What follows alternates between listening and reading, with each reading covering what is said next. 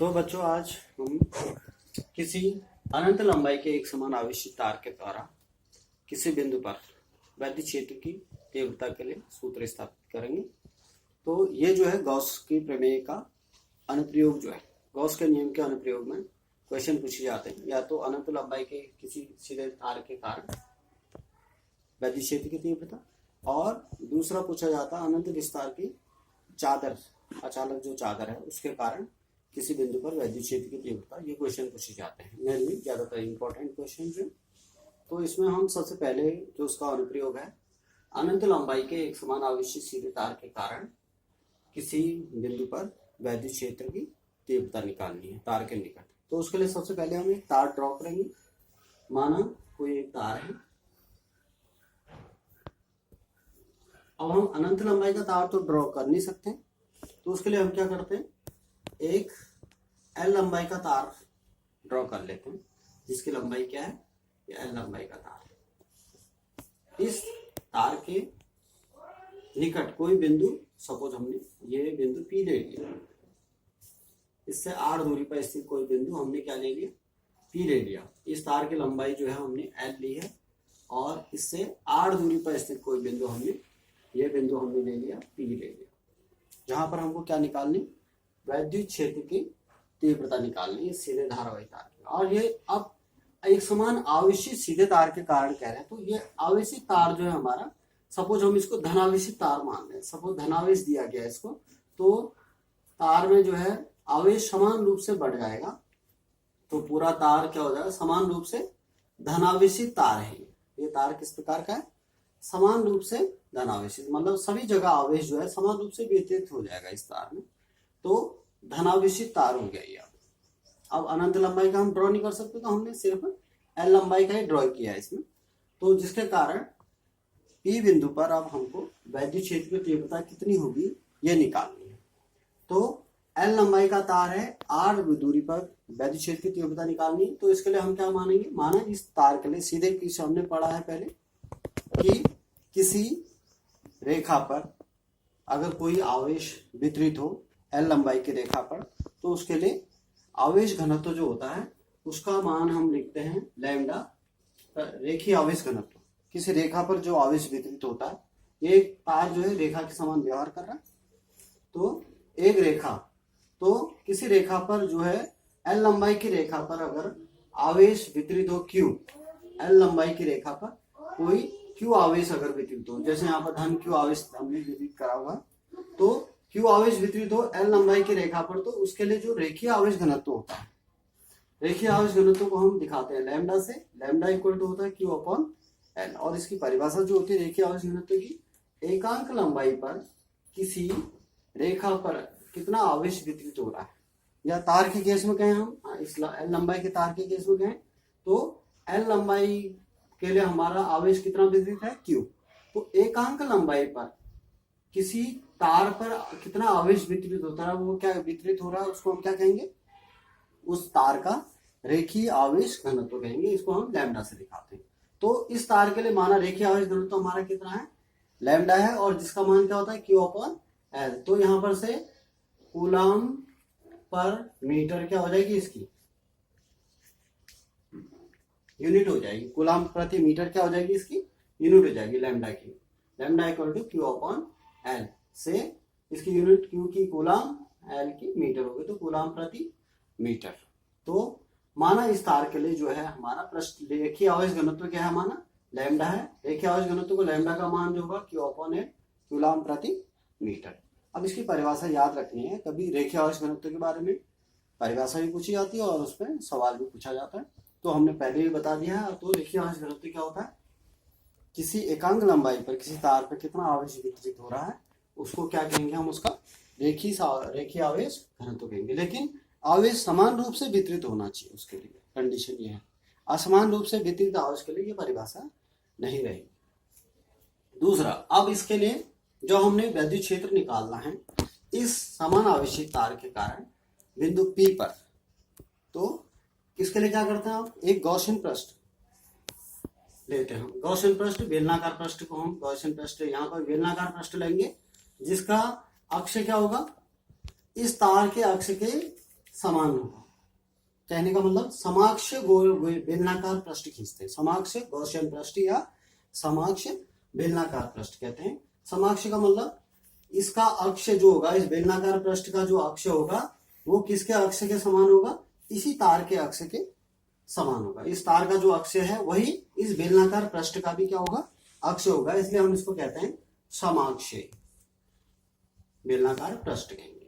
तो समान अक्ष है, जो इस तार का अक्ष है वही इस बेलनाकार पृष्ठ का भी अक्ष होगा। तो ये बेलनाकार पृष्ठ को हम काल्पनिक पृष्ठ होता है इसलिए इसको गॉसियन पृष्ठ कहते हैं। गॉसियन पृष्ठ काल्पनिक पृष्ठ ही होता।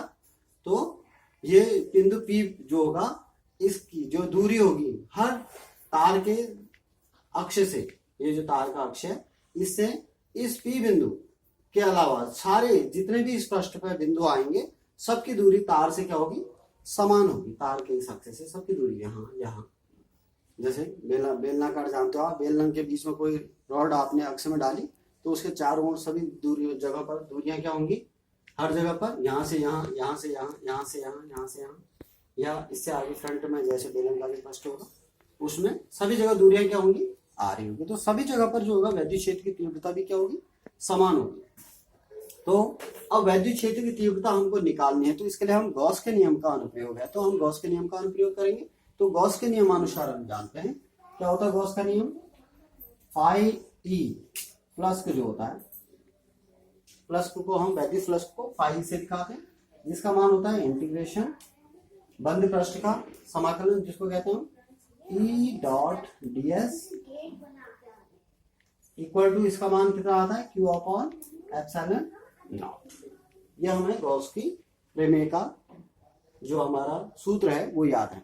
तो इसी सूत्र के आधार पर, गॉस के प्रमेय के आधार पर ही हम इस वैद्युत क्षेत्र की तीव्रता का मान निकालेंगे इस तार के कारण।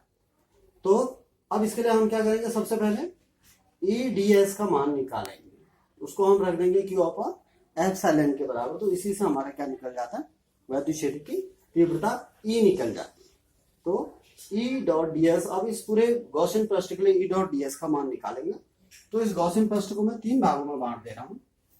3 भागों में बांट दिया तो सबसे पहला भाग ये हो गया हमारा समतल पृष्ठ, दूसरा पृष्ठ हो गया ये हमारा दूसरा समतल पृष्ठ, और तीसरा हो गया ये जो बेलनाकार पृष्ठ है। 3 पृष्ठों में बांट दिया हमने, क्योंकि हर पृष्ठ से वैद्युत क्षेत्र और पृष्ठ का जो गुणनफल है, अदिश गुणन जो है हमारा वैद्युत क्षेत्र और क्षेत्रफल का अदिश गुणन, क्षेत्रफल सदिश और वैद्युत क्षेत्र जो सदिश है, दोनों का अदिश गुणन निकालते हैं। तो अब इसमें 3 हमारे पास क्षेत्रफल अवयव है, 1 2 3। तो इनको मान लिया हमने। पहले ये समतल पृष्ठ को हमने 1 और 2 नंबर दिया है, और इसको बेलनाकार पृष्ठ को नंबर 3 लिखा हुआ है। तो टोटल वैद्युत फ्लक्स जो इन तीनों पृष्ठ से होगा वो कितना होगा, तो उसके लिए हम यहाँ पर इस वाली पृष्ठ में मैं एक, जैसे यहाँ पर एक छोटा सा क्षेत्रफल अवयव दिखा रहा हूँ। क्षेत्रफल जो एरिया एलिमेंट उसको कहते हैं। ये क्षेत्रफल अवयव की दिशा कहाँ को है, ऊपर की ओर है। इस क्षेत्रफल अवयव डी ए, जिसको हमने यहाँ पर पहला वाला है क्षेत्रफल को है, हमने इसको इस एरिया को हमने नंबर 1 लिया हुआ है, तो इसको हम S1 लिखेंगे। इसको क्या लिखेंगे, S1, सरफेस एरिया नंबर 1। और तो इसका ये जो क्षेत्रफल अवयव छोटा सा क्षेत्रफल अवयव आएगा, ये क्या होगा, DS1। इसकी दिशा कहाँ को आएगी, हमारी ऊपर की ओर दिशा। इसकी क्षेत्रफल अवयव की दिशा कहाँ है, ऊपर की। जैसे कोई बेलन का ढक्कन लगा लो, उसकी दिशा कहाँ को है, ऊपर की साइड। ऐसे इस वाले क्षेत्रफल अवयव में कोई एलिमेंट में लूं छोटा सा, ये हमारा DS2, ये S2 नंबर का हमारा क्षेत्रफल है, S2। और इस क्षेत्रफल में एक छोटा सा अवयव मैंने जो लिया, इसका जो क्षेत्रफल अवयव की दिशा कहाँ पे है, नीचे है। इसको हमने किससे दिखाया है, DS2 से। क्षेत्रफल का जो सदिश है, क्षेत्रफल सदिश DS2 कहाँ की रहेगी, डायरेक्शन उसको नीचे को रहेगी। और इस पॉइंट पर अगर हम क्षेत्रफल सदिश को दिखाएं तो उसकी दिशा इस प्रकार की रहेगी यहाँ पर। अब देखो यहाँ पर अगर हम क्षेत्रफल सदिश लें तो इसकी डायरेक्शन कहाँ को है, इस क्षेत्रफल की दिशा इस तरफ को है। तो यहाँ पर जो हमारा ये क्षेत्रफल हमारा S3 है, S1 S2 S3, surface area number 1, surface area number 2, surface area number 3।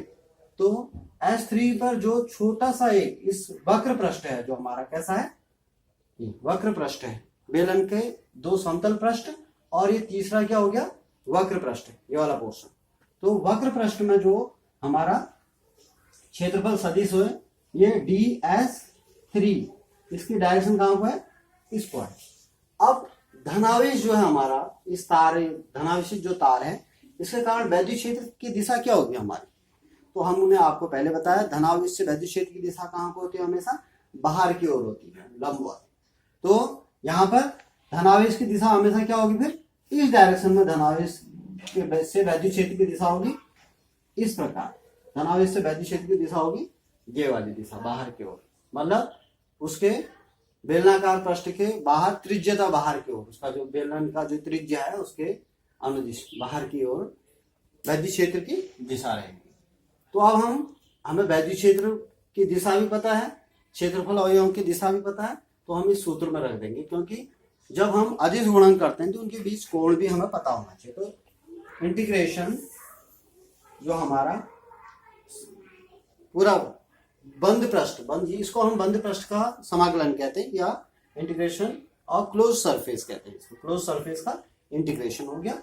E.ds इसका जो मान आया ये किसके बराबर हो गया, इसको हम 3 भागों में लिख देंगे, एक पृष्ठ ये है, दूसरा पृष्ठ ये है, तीसरा पृष्ठ ये है। तो integration of surface S1 E.ds1 plus integration of close surface E.ds2 plus close surface का इंटीग्रेशन E.ds3।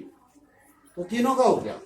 पहले E.ds इससे कितना फ्लक्स निकलेगा, इस वाले पृष्ठ से, दूसरा इस वाले नीचे वाले समतल पृष्ठ से कितना फ्लक्स निकलेगा, इस वाले पृष्ठ से, तीसरा इस बेलनाकार पृष्ठ से कितना फ्लक्स निकलेगा। तो तीनों फ्लक्सों का जोड़ हमने E.ds का मान जो है अलग अलग करके अलग अलग EDS के रूप में लिख दिया। तो पहले पृष्ठ के लिए देखो आप E.ds1, देखो पहले वाले पृष्ठ के लिए वैद्युत क्षेत्र की दिशा कहां को है, इधर को है, ये 90 डिग्री की दिशा है, यहाँ को वैद्युत क्षेत्र की दिशा है, जबकि क्षेत्रफल सदिश की दिशा कहां को है, उसके बिल्कुल लंबवत है। तो E.ds हम जानते हैं क्या होता है, EDS cos थीटा होता है। तो E.ds1 का मान कितना आ जाएगा, integration EDS cos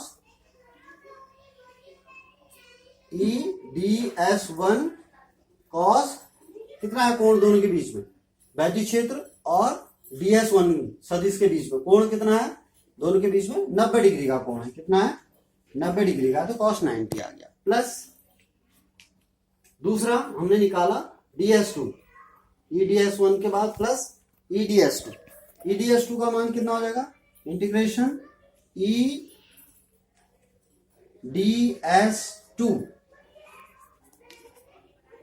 cos theta होता है। तो cos यहां पर आप कितना है, 2 के लिए, ये देखो E की दिशा इधर को है और DS2 की दिशा नीचे को है, बिल्कुल एक दूसरे के लंबवत है, इन दोनों के बीच में कोण कितना बना, 90 डिग्री बना, तो यहाँ पर cos 90 आ गया। प्लस EDS3 वाला देखिए आप, integration EDS3 EDS cos theta, EDS3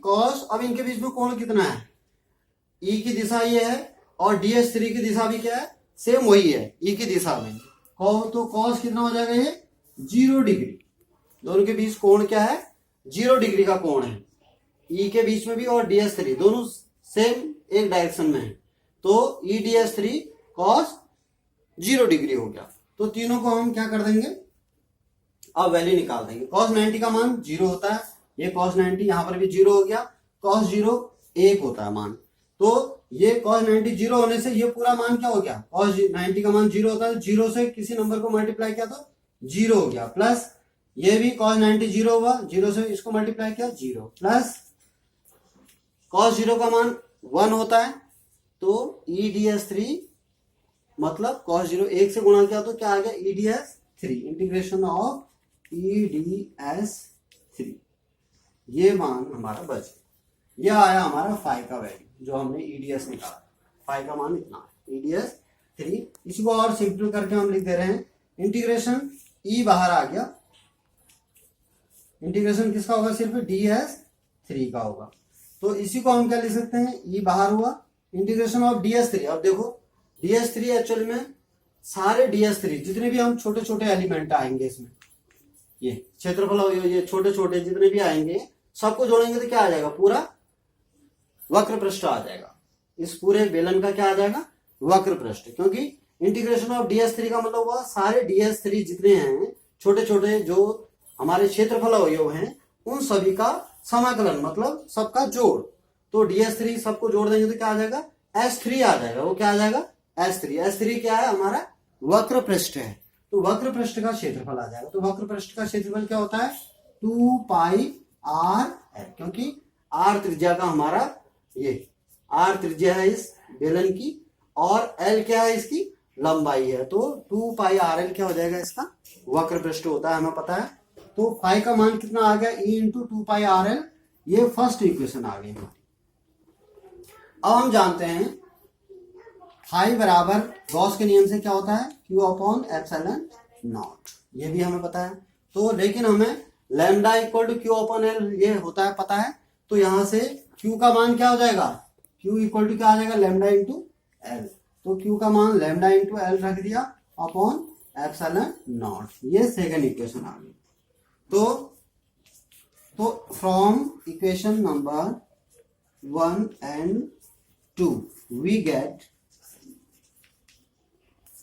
यहां पर लिख देंगे, देखो फर्स्ट और सेकंड इक्वेशन से क्या आ जाएगा, lambda L upon epsilon naught equal to क्या आ गया, e into 2 pi R L. तो लैम्डा e into 2 pi R L equal to lambda L upon epsilon naught. तो यहां से ये देखो एल एल क्या हो जा रहे हैं, कट जा रहे हैं। तो बचा क्या, e इक्वल टू ये 2 पाई आर अपॉन में चले जाएगा तो lambda upon 2 pi epsilon naught R. ये जो सूत्र आ जाता है ये है आर दूरी पर किसी तार के द्वारा, ये जो तार है आर दूरी पर स्थित किसी बिंदु के द्वारा वैद्युत क्षेत्र की तीव्रता का सूत्र आ जाता है, ये अनंत लंबाई का तार। अब इसमें लंबाई से कोई मतलब नहीं है, देखिए लंबाई हमने एल लंबाई की जगह, अनंत लंबाई की जगह एल लंबाई का तार लिया था, उससे कोई इफेक्ट नहीं पड़ा वैद्युत क्षेत्र की तीव्रता में, क्योंकि वैद्युत क्षेत्र की तीव्रता एल पर निर्भर नहीं करती, एल कहीं सूत्र में नहीं दिख रहा है। इससे पता चलता है कि हमें तार की लंबाई पर डिपेंड नहीं करता है वैद्युत क्षेत्र की तीव्रता।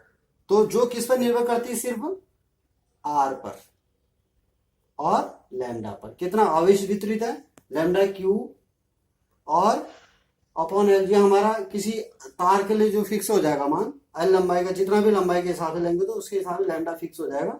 आर का मान हमारा क्या हो गया, बढ़ते जाएगा घटते जाएगा, जितने दूरी पर हमने लेना है, नजदीक है पास है उसके हिसाब से। आर का मान ज्यादा होगा तो वैद्युत क्षेत्र कम होगा, आर का मान कम होगा तो वैद्युत क्षेत्र अधिक हो जाएगा। तो इसको अगर हम वेक्टर फॉर्म में लिखना भी कभी आता है तो उसको भी कर सकते हैं। वेक्टर फॉर्म में हम क्या लिख देंगे, ई को वेक्टर के रूप में दिखा देंगे, वैद्युत क्षेत्र सदिश राशि है।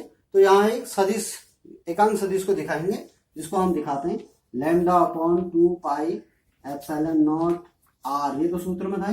एक आर कैप, एक हम यूनिट वेक्टर ले लेते हैं, यहाँ पर एकांक सदिश कहते हैं आर कैप को, जिसका मान क्या होता है, वेक्टर अपॉन इट्स मैग्नीट्यूड होता है इसका वैल्यू। तो ये जो सूत्र आया हमारा, अनंत लंबाई के एक समान आवेश सीधे तार के कारण किसी बिंदु पर वैद्युत क्षेत्र की तीव्रता आई। Thank you.